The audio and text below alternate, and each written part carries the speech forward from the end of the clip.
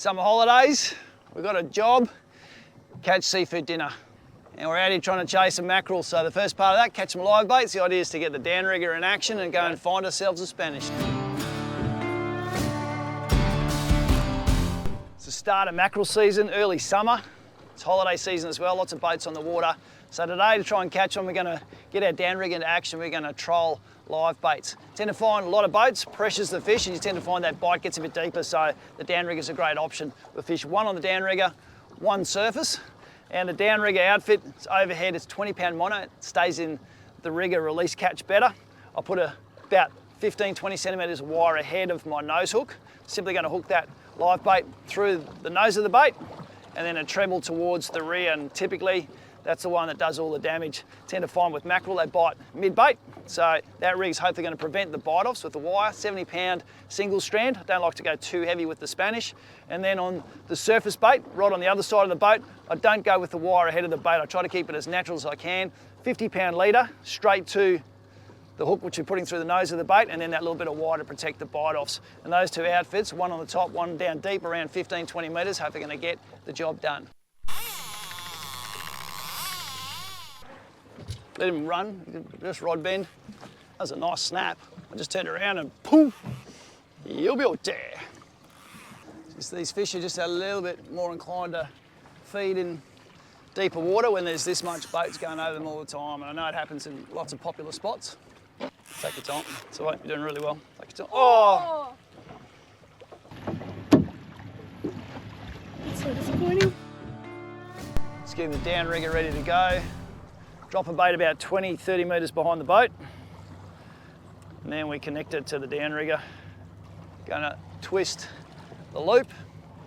Make sure we don't get a wrap back around our release catch. So that keeps a nice little bit of length away from the release.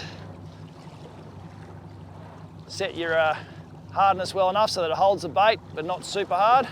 So you want it to release when a fish actually grabs it. That's now going to go down to 20-30 metres on the rigger.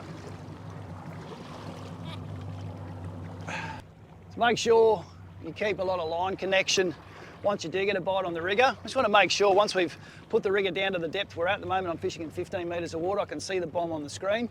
And then once it's dropped to depth, really want to crank up, get my drag set for a bite, and then crank it up so I've got a decent bend in the top of that rod, so I've got as little free line available when a fish snaps it out of the release catch.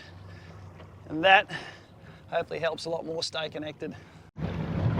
Trolling live baits, it's virtually as slow as the motor lets you go. Sometimes you can opt to use the electric on the front as well. It's all about, oh, there we go, there's a fish, there's a fish. Good. Got. Yep, you're right. Good, Abs. You work as a team when you hook fish up, both watching where the fish are going, but we have a bit of a routine going. Lines come in, the downrigger bomb comes up really quickly, and it's a case of just follow the fish around and make the deck clear for the person fighting a fish so they can move around and follow a fish. You're right.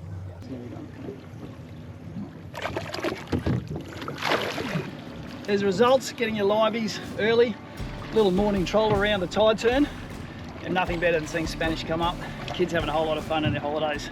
Idea now, a really slow troll. We're going to look for signs of bait, see if there's bird activity anywhere where we can see those feeding signs of Spanish mackerel around. That's where we're going to try and focus on getting those live baits down to. Set your drags right, but don't be too hard on them. Got one little treble that holds in the bait, so I don't fish a super hard drag when I'm like this, and then it's all a case of pretty much watching the rod tip of your surface rod. It tells you if the bait's behaving, it's not spinning. That lets you know that your speed's right. And you do need to think about it in terms of going up current, down current. Sometimes in a strong current, when you're towing into it, you can start spinning the bait. So then you've really got to adapt your tactics to go, right, I'm just going to go with the current today and just keep doing loops that way, or side to side. We're in action. Maybe not. Oh, that is. No, it's just pop the rigger. That's the surface line that's been hit now. That's why it pays to have all your options covered. I've seen a lot of fish sounding deep, but shows you there's still the odd fish cruising up high in the water column. Always worth having that bait up high, just in case. You're only just into. There's results, getting some livies down in the holiday season, lots of boats around. Get a surface one, get one down deep on the Downrigger, the right wire for those big teeth, and dinner is sorted, you little beauty.